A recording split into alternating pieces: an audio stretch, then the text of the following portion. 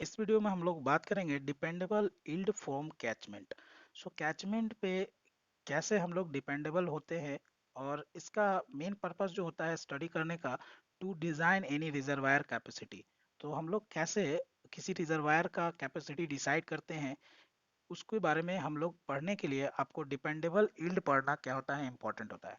तो हम यहाँ पे आप एग्जांपल एक देख भी सकते हैं, और इसी एग्जांपल के अकॉर्डिंग हम लोग पहले शुरुआत करेंगे एग्जांपल से। तब हम इस चीज़ को अच्छे से क्या कर सकते हैं, समझ सकते हैं। तो सबसे पहले हम लोग स्टार्ट करते हैं एग्जांपल से कि सपोज कीजिए कि आपको कोई रिजर्वायर प्लान करना है।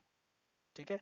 तो आप अगर सपोज कीजिए कि कोई रिजर्वायर है ये, और आप इसको प्लान करना है, तो ये जो भी हम लोग प्लानिंग करते हैं तो रन ऑफ के अकॉर्डिंग करेंगे कि आपको कितना रन ऑफ मिलेगा। रन ऑफ करने का मतलब जो रन ऑफ आएगा वही क्या होता है, रिजर्वायर में क्या कर सकते हैं, आप स्टोर कर सकते हैं।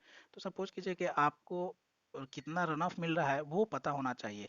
तो हम क्या करते हैं इसके लिए, एटलीस्ट 35 ईयर्स का रन ऑफ का जो है वो हम लोग ऑब्जर्वेशन रखते हैं कि 35 ईयर्स का कैसे कैसे हर साल रन ऑफ आपको मिल रहा है।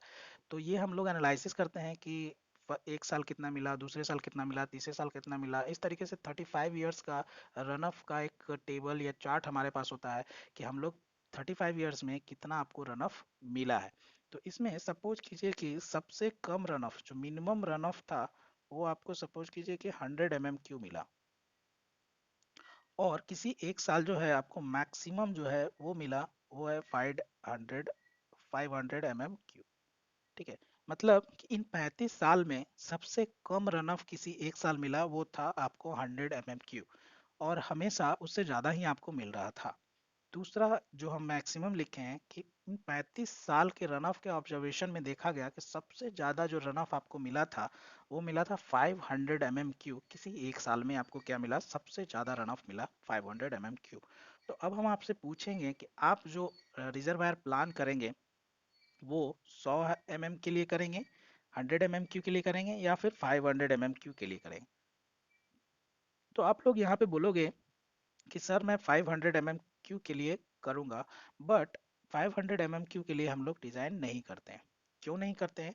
500 mm के लिए डिज़ाइन इसलिए नहीं करते हैं क्योंकि जब आप अगर 500 mm के लिए अगर डिज़ाइन करोगे, तो जैसे कि हम लोग जानते हैं कि सिविल इंजीनियरिंग प्रोजेक्ट जो होता है वो काफ़ी कॉस्टली होता है। और इसलिए हम लोग जो भी कंस्ट्रक्ट करते हैं वो प्रायोरिटी होता है हमारा कि वो क्या हो, इकोनॉमिकल हो, और दोनों पर्पस को फुलफिल करे। कि एक तो पब्लिक को फायदा हो ही, साथ में क्या हो, उससे कुछ रेवेन्यू भी क्या हो, जनरेट हो। क्योंकि वो अनइकोनॉमिकल नहीं होना चाहिए। तो इकोनॉमिकल होने के लिए आपको ऐसा करना होगा कि आपको क्या हो, उससे बेनिफिट हो सके, उसका बनाने के बाद वो आपके लिए एक मतलब नॉन प्रॉफिटेबल बिजनेस नहीं हो। तो कोई भी कंस्ट्रक्शन होता है तो वो आपके लिए क्या है, इंपॉर्टेंट होता है कि वो क्या हो, इकोनॉमिकल हो।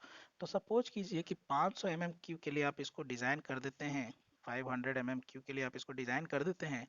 तो 35 साल में 35 साल में आपको केवल एक साल ऐसा होगा कि आपका जो रिजर्वायर है वो भरेगा, और रेस्ट ऑफ द 34 ईयर और 32 ईयर्स और 33 ईयर्स आपका जो रिजर्वायर है वो हमेशा खाली ही रहेगा। तो हम जब खाली ही रहेगा हमारा रिजर्वायर, तो हम इतना बड़ा रिजर्वायर क्यों बनाएंगे? तो हम लोग जो मैक्सिमम होता है उसके लिए डिजाइन नहीं करते हैं, क्योंकि वो हमारे लिए अनइकोनॉमिकल हो जाएगा। ठीक है। तो अब आप बोलेंगे कि सर तो मिनिमम के लिए बनाएंगे, नहीं, मिनिमम के लिए भी हम नहीं बनाएंगे। मिनिमम मिनिमम के लिए क्यों नहीं बनाएंगे, कि सपोज कीजिए कि आप इसको 100 mm के लिए बना देते हैं। सपोज कीजिए कि आप इसको अब 100 mm क्यू के लिए बना देते हैं, तो क्या होगा?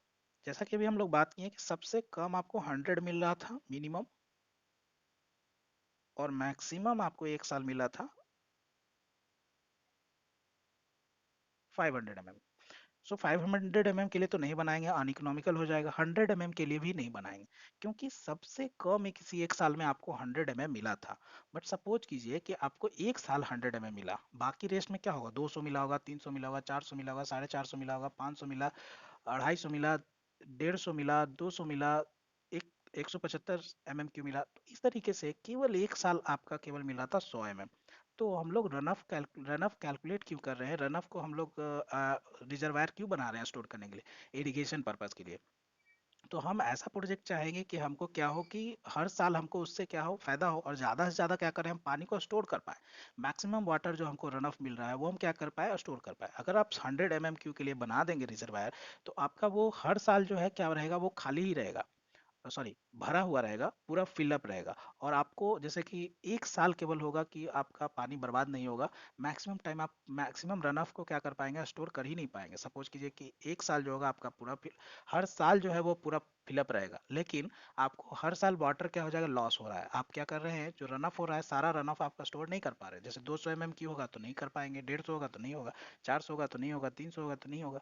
तो इस तरीके से हम लोग क्या कर पाएंगे कि 100 के लिए अगर डिजाइन कर देते हैं, तो आपका मैक्सिमम ईयर क्या हो जाएगा, जो रन ऑफ है वो आप स्टोर ही कर नहीं पाओगे। तो ना ही हम मिनिमम के लिए बनाते हैं और ना ही हम मैक्सिमम के लिए बनाते हैं। तो बनाते क्या है, तो ऑब्वियसली आप लोग अब समझ गए होंगे, इन एवरेज हम लोग बिटवीन का कोई रास्ता निकालते हैं। तो इन जनरल जो भी रिजर्वायर्स का डिज़ाइन किया जाता है, वो डिज़ाइन किया जाता है 60 to 70%। 60 to 70% लेके चलते हैं।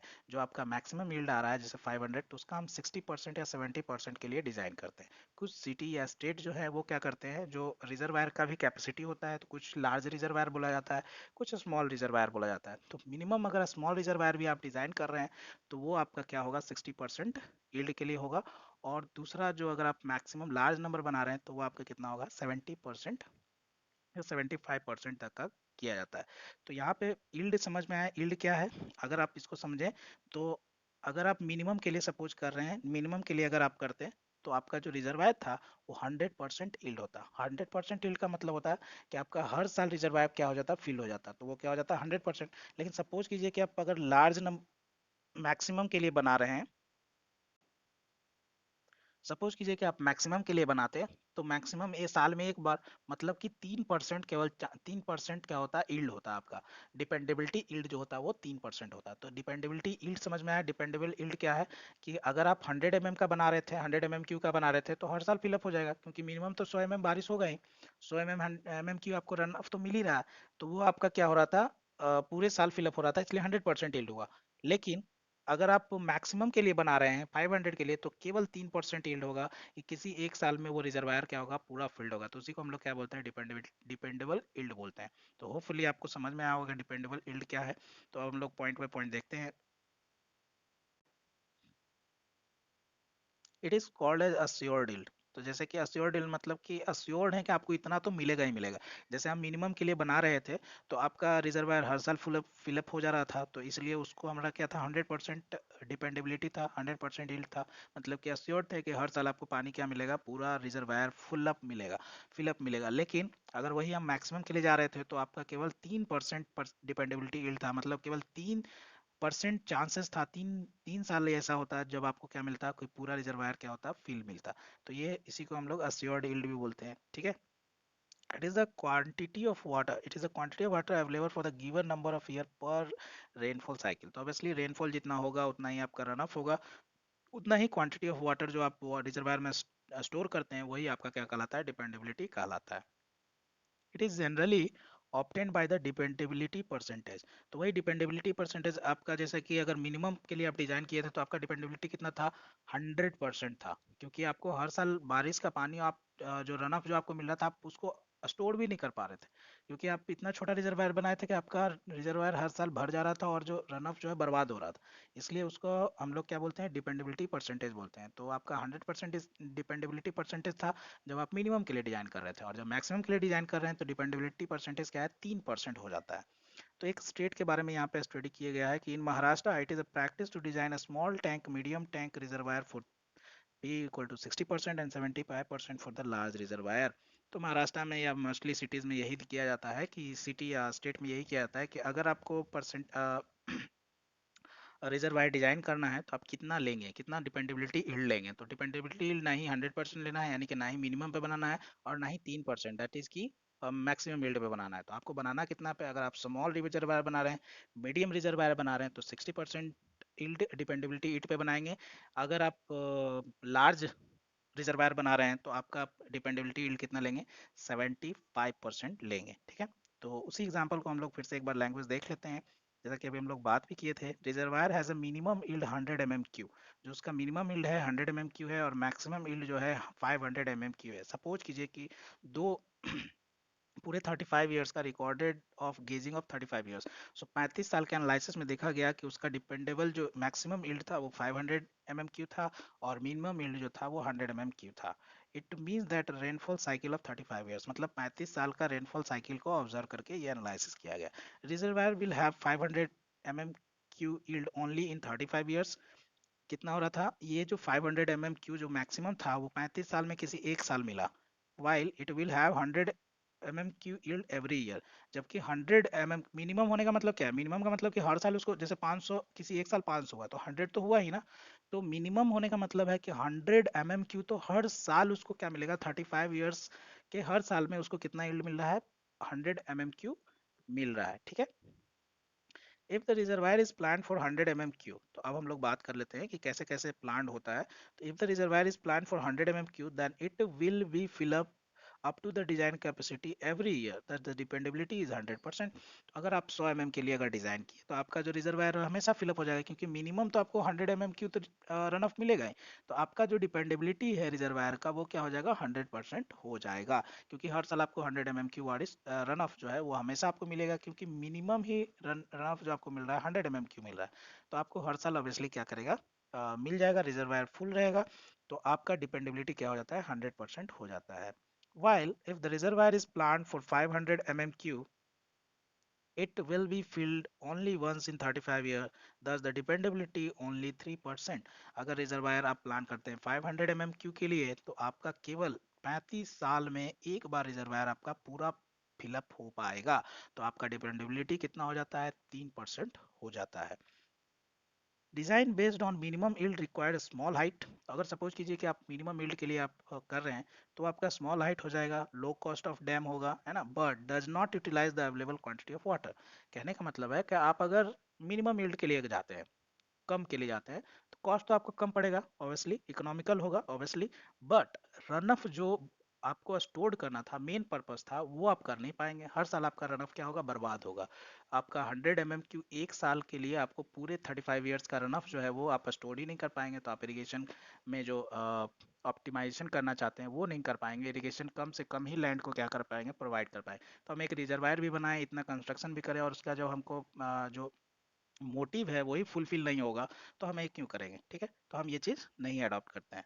वही क्या है, design based on maximum yield requires long height. Obviously अब 500 एम एम क्यू के लिए बना रहे हैं तो वो क्या होगा, हाइट ज़्यादा होगा, हाई कॉस्ट ऑफ डैम होगा, अन इकोनॉमिकल हो जाएगा। जब इतना बड़ा कंस्ट्रक्शन होगा तो क्या हो जाएगा, अन इकोनॉमिकल होगा।